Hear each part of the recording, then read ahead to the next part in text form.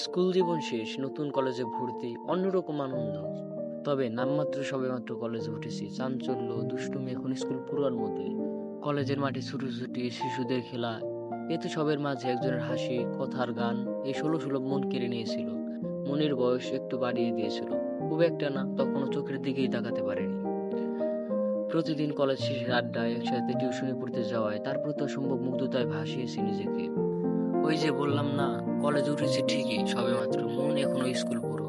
সাহস করে বলতে পারিনি তাকে। তবে আমার ভাগ্য সূর্য যথারীতি পশ্চিম থেকে উঠেছিল। সে নিয়মিত নিজ দায়িত্ব কথা বলতো, নিজ দায়িত্বে এই ফাঁকিবাজকে স্যারের বকা শোনাতো, কোনোদিন নিজেই বকে দিত যত্ন করে। তার পরিচয় সেই চাঁদ চৈতি নামে পৃথিবীতে এসেছে, আর আমি সৌরভহীন সৌরভ। তারপর তার কথা কি আর ফেলা যায়? সব থেকে নিয়মিত ছাত্র হতে এক প্রকার বাধ্য হলাম, তবে প্রথম সারির ভালো ছাত্র হিসেবে না, শুধু চাঁদের বামুন হিসেবে। এইভাবে সবকিছু ভালোই চলতে লাগলো। কলেজের প্রথম সেমিস্টার পরীক্ষা, সিট তার কাছে, খুব ভালো পরীক্ষা দিলাম, রেজাল্টও চলে আসলো। এবার আমি প্রথম হলাম, তবে শেষের দিক থেকে। তার পাশে বসেছি, আর প্রথম হব না, কার সাধ্য আমাকে ঠেকায়।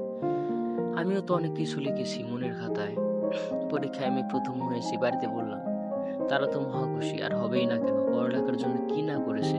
তবে সাহস করে বলতে পারিনি আমি শেষের দিক থেকে প্রথম হয়েছি। বললে হয়তো হাড়গোড় ভেঙে দিত, বা বাবার সাথে মাঠে যাইতে হতো।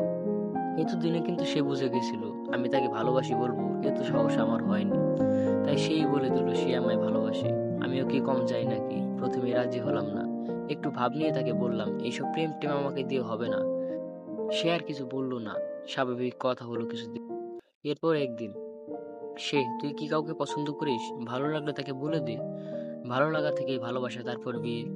তুই বলতে না পারলে আমাকে বলিস, দেখিস আমি কিভাবে বলে দিই। আমি নিজের মনের কথা লুকিয়ে, নিজেকে জিজ্ঞাসই করা হয়নি এখনো। তাহলে নিজেকে জিজ্ঞেস কর, প্রেম ছাড়া ছেলে মানুষ ভালো হয় নাকি? একটা ছেলে যতই অগোছল হোক, একটা মেয়ে ঠিকই গুছিয়ে দিতে পারে। আমি কথাকে প্রেমের মোড় থেকে সোজা পড়ালেখার মোড়ে নিয়ে আসলাম, সেই দিন এই পর্যন্তই থাকলো। কিছুদিন পর থেকে প্রায় অন্যরকম কথাবার্তা হতো। সে প্রায় আমাকে কল করতো নিজ দায়িত্বে। তার সাথে কথা বলতে বলতে ষোলো ষোলো মনটাও 18 হয়ে গেছে। প্রতিদিনের মতো কলে কথা বলতে গিয়ে তার নিবেদনে নিজের মনের সাথে আর পেরে উঠলাম না। পুনর্জন্ম গানের 4টি লাইন চুরি করে তাকে শোনালাম। সোজা সাপটা একটা সত্যি কথা বলি, তোমায় ভীষণ রকম ভালোবাসি। হাজার যুদ্ধ বয়ে গেছে মনে, তোমায় এই কথা বলবো বলে। কি অদ্ভুত না, গানটা যেন আমার জন্যই লেখা হয়েছিল। তারপর সেদিন সারা রাত জেগে কথা হলো। এরপর কলেজে আরো সুনিয়মিত হয়েছি। কলেজ শুরু 10টায়, কিন্তু আমাদের জন্য 2 ঘন্টা আগে 8টায়। টিউশনিতে যাওয়ার সময় নিয়ম করে তার রাস্তায় দাঁড়িয়ে থাকতাম, তারপর দুজনে একসাথে যেতাম। সবকিছু সুন্দর থেকেও সুন্দর চলছিল। এরপর টেস্ট এক্সাম, শুনলাম পরীক্ষায় ফেল হলে নাকি বোর্ড পরীক্ষার ফর্ম দেওয়া হবে না। পরীক্ষায় বসলাম, এবার ভাগ্যদেবীর সাথেই ছিল, সিট তার পাশেই। প্রতিদিন তার পাশে বসে 2.5 ঘন্টা তাকে মুগ্ধতার সাথে দেখার পরীক্ষা দিলাম। রেজাল্ট আসলো নিয়মিতভাবে, এবারও ফেল। এবার আর ক্লাস স্যার কোনো কথা শুনলো না, সোজা হেডমাস্টারের কাছে চালান করে দিল। হেডমাস্টারের সামনে গিয়ে মাথায় এক প্রকার পায়ের নিচে নিয়ে দাঁড়িয়ে থাকলাম। হেডমাস্টার বলল বাবাকে নিয়ে আসতে। অনেক অনুনয় বিনয়ে হেডমাস্টারের লোহার মন গলানো গেল।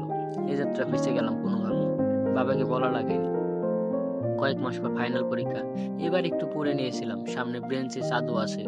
তার আলোতে পরীক্ষা ভালোই হলো, পাশ করে গেলাম। 2 বছরের কলেজ জীবন না চাইতেও শেষ হলো। এরপর না চাইতেও তার সাথে দেখা কম হতে লাগলো। তবে ভাগ্যদেবী এখনো কিছুটা পাশে ছিল। কলেজের একটু দূরেই তার ঠিকানা, কলেজের সাথেই চাঁদের বাবার দোকান। কলেজের বন্ধুদের সাথে দেখা করার নাম করে প্রতিদিনই 13 ডিগ্রি কলেজের ক্যাম্পাসে যাওয়া হতো। সৃষ্টিকর্তার মন চাইলে তার সাথে দেখাও হতো। এভাবে ভালো খারাপ সময় যাচ্ছিল, তবে ভালো সময় তো প্রায় শেষ করে এসেছি। এখন প্রায় ঝগড়া অভিমান হতো। একদিন কথা না বলে থাকতাম না, সেখানে 20 দিন না কথা বলে থাকতে হলো। কথা হতো ঠিকই, কিন্তু তার হাতের প্রেমের দড়িতে একটি মাত্র সুতা অক্ষত ছিল। বাকি সুতোগুলো অন্য কেউ ধরাধরি করেছিল। কোনো মতে আটকে রেখেছিলাম। তখনও তার মুখে শোনা যেত, আমি শুধু তোকেই ভালোবাসি। এরপর প্রতিদিনের মতো একদিন রাতে ঝগড়া হলো, একটু বেশি। পরের দিন খুব সাহস করে আমি তার বাবার কাছে গিয়ে সবকিছু বললাম। তার বাবা বলল আমার সাথে কোনো কথা না, যা বলার এই হতভাগার বাবার সাথেই বলবে। এখন নিশ্চয়ই ভাবছেন কলেজের রেজাল্টই বলার সাহস পায় না, সে কিভাবে প্রেমের কথা বলবে। এবার খুব সাহস করে তাকে হারানোর ভয়ে বাবাকে বললাম এক ছেলে। সুবিধাটা বুঝতে পারলাম। পরদিন বাবা মা গেলেন তাদের বাসায়, কথা বললেন। যতটুকু জানলাম সবাইকে মোটামুটি রাজি করানো গেছে। এখন নিশ্চয়ই ভাবছেন ভাগ্য সূর্য এবার পশ্চিম থেকে উঠেছে। না, এবার সূর্য উঠেনি, সূর্য গ্রহণ। সবাইকে রাজি করানো গেল, তাকে রাজি করাতে পারেনি। অনেক অনুরোধ করে তার সাথে কথা বললাম সেদিন। তার কথায়। আমি প্রেম করার জন্য ঠিক ছিলাম, সারা জীবন একসাথে থাকার জন্য না। এরপর ৪ দিন কেটে গেল। ২৬ তারিখ সকাল ১০টা ১৯ তার ভাইকে অনেক অনুরোধ করে তার সাথে কথা বললাম। জানতে পারলাম সে আমায় ভালোবাসেনি, শুধু প্রেমই করেছে। এখন আমার দরকার নেই। কিন্তু কি করব, আমি তো ততদিনে নির্লজ্জ বেহায়া। ভাবলাম এই জীবন রেখে কি লাভ? কিন্তু দুর্ভাগ্যবশত বেঁচে গেলাম। এরপর তার থেকে জানতে পারলাম আমি থাকা না থাকায় তার কিছু আসে যায় না। তার মন হয়তো বলছিল তুই না থাকলে একটু শান্তি পাই। অবশ্য তাকে আগে থেকে জানিয়েছিলাম আর নিঃশ্বাস নিতে চাই না। সে জানানোর প্রয়োজন মনে করেনি আমার পরিবারের কাউকে। তারপর কেটে গেল আরো ৪৮ দিন। আমার ৪৮ যুগ। প্রায় ১০০০ বার কল, ব্যর্থ চেষ্টা। কোনোভাবে জানলাম ফেসবুকে নতুন আইডি তার, ফ্রেন্ড রিকোয়েস্ট দিলাম, অপেক্ষা করলাম না, সরাসরি এসএমএস দিলাম। কিন্তু তার কোনো উত্তর এলো না। তারপর নিষেধাজ্ঞা সত্ত্বেও তার ভাইকে অনেক অনুরোধ করলাম। কিন্তু এই নগরীতে মানুষের কান্না শোনার মতো কেউ নেই। সেখানে রোবটের কান্না কে শুনবে? তারপর সে এই রোবটের আর খোঁজ রাখেনি। আজও নিয়ম করে তার বারান্দার পাশ দিয়ে যাওয়া হয়, একবার তাকে দেখার আশায়। কিন্তু সূর্যগ্রহণ লেগেছে, সাথে চাঁদেও।